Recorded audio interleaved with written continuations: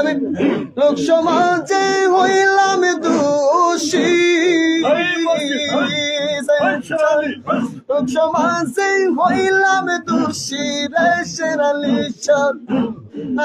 সব কেল্লা সব গোলাম সাদেক তোর পীড়িতের কারণে রে মুর্শিদ, পীড়িতের কারণে আমারে আর কত কান্দাইবারে সৈয়দ বাবা তো পীড়িতের আগুনে।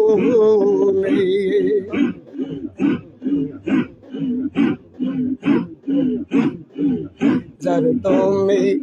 মন দিয়াছ